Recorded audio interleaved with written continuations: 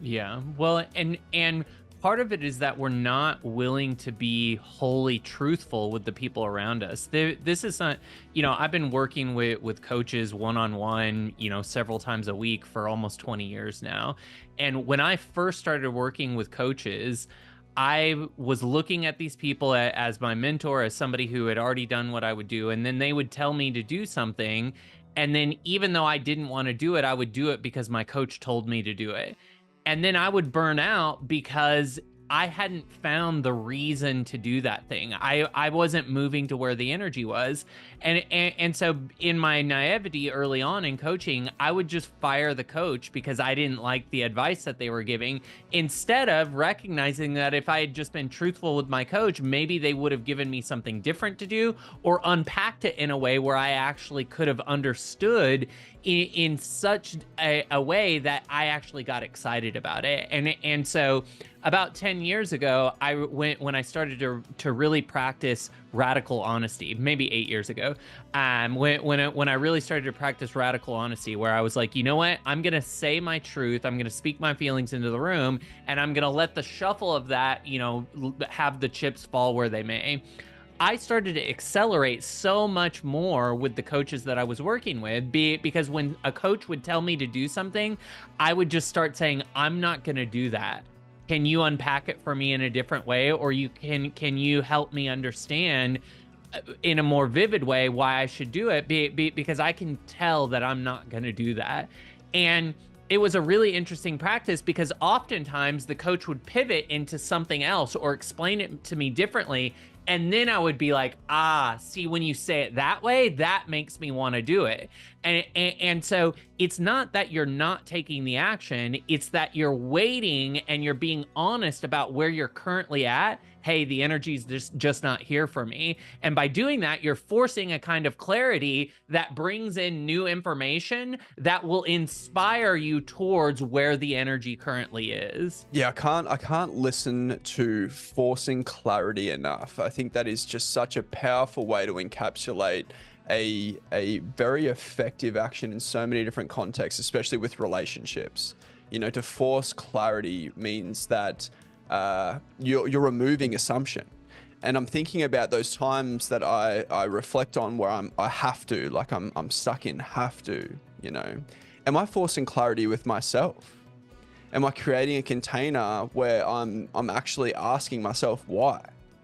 Why am I here? Why am I on this path? Why am I doing this? And in reflection, I see a lot of it, I guess, as akin to just misunderstanding or being so tied to how I view the world or my current position or the path that I'm on, which stops me from being honest with where the energy is or what the energy is telling me. Yeah. And it's amazing how when you're able to feel through that discomfort, and this comes back to the advice that we give over and over again, you have to learn how to feel your feelings. Because why is that important? Well, the reason that you don't tell the coach that you don't want to do it is because you actually have a fear that they're going to respond to you negatively and that will be uncomfortable. So you're putting up a defense mechanism that says, well, I'm not going to. I mean, I'm not lying. I'm just not telling my truth. And in that, I don't have to suffer the potential consequence that someone will get mad at me. Now, if you were somebody that was well practiced in feeling through your discomfort, you would say, what you just said doesn't feel like something that I'm going to do, but I actually do want the result that you say it will get me. So help me understand some way that I can engage with that in a different way from a new perspective so that I'll actually do it. Because right now I don't feel the energy in my sails. And a good coach will be able to unpack it for you in a different way, or to find something that works for you that is personalized to where your current energy systems are.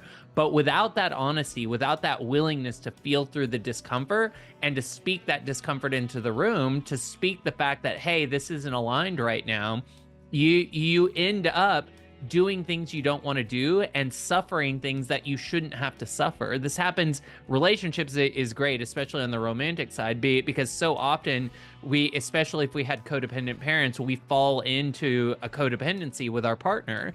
And that means that we think our job is just to make our partner happy. So then we just do whatever they ask, and then both partners end up resenting the other partner because they're not focused on their own. They're not taking personal responsibility for their own happiness by speaking their truth.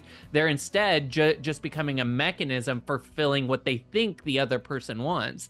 But the paradox is what the other person wants is for you to actually be authentic, because they want to go on an adventure with you. They want to sharpen themselves by you bringing novelty into the relationship. And what that looks like is saying what's on your heart. And it might be something weird, it might be something uncomfortable, but ultimately it forces you to grow with one another. And that's the exciting part, and that's where you can really begin to have a deeper sensitivity and relationship that's rooted in a container of love rather than codependency. Sacrifice is a word that's coming up for me, and not sacrifice in a grandiose macro sense, but sacrifice in those little moments, you know. And to quote Abraham Hicks again, you know, if you're not going to address your problem now, don't worry, it'll get bigger. Yeah. And that's kind of what you're doing, right? If you sacrifice your truth, I hate saying your truth just because it's been bastardized by pop culture, but if you sacrifice in those little moments, you're just essentially kicking that problem can down the road, you know, like, oh, right, I'm kicking it down the road. It's going to come up later. It's going to have a much more emotion packed into it. That's and right. Forcing clarity in the moment. It also, like you said, it's a paradox, right? Like, you want your partner, they want you to be independent of soul. They want you to be yourself. I'm thinking about some of the relationships, and even early in my relationships, right? Like, me sacrificing myself at whatever level means that I'm almost limiting masculine and part of my feminine energy. So I'm limiting the opportunity for the feminine and masculine to sort of dance and marry together. You know, both energies are so important, the yin and the yang. And by me trying to cater to what I think might be just better right now, because happy wife, happy life, you know, those small sacrifices. It's like Joe Rogan has this beautiful joke in what I think it was his first Netflix special, and he speaks about how he lives with like 4 women, 3 daughters and his wife, and he's got his pile of man marbles behind him, and every day they just take 1 marble and I've got to protect this pile. I can't go grab that marble back. And I see that as akin to that, right? Like he's inferring a slow sacrifice of the role that he needs to play, or just his own truth in that family, right? Right. Well, and ultimately, people respect people who respect themselves, right? And so this is how you build polarity in any relationship, whether it's a coaching relationship, a romantic relationship, a business relationship. People respect people who respect themselves. And so what's the ultimate respect that you can have for yourself? Doing the things that are important for you, that are interesting to you, that light you up. And then you can have a conversation with your partner about it, you know, saying, hey, let's say it's a business partnership and you're having to negotiate with someone else who's running the business with you. Look, one of the things that I know about myself is that when I really have the freedom to explore my intuition and feel around with my gut, that's usually where I make the most exponential decisions, the things that are going to catapult us to the next level.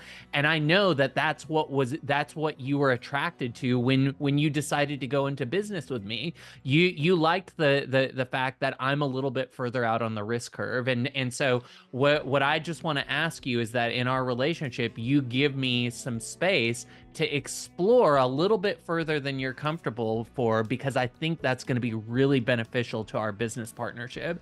And of course, then you're going to have dialogue. You're going to figure out where is that place on the risk curve, and then collectively you'll decide, okay, that's your role. You go out a little bit further than I'm comfortable of and explore, and that's where we find opportunity.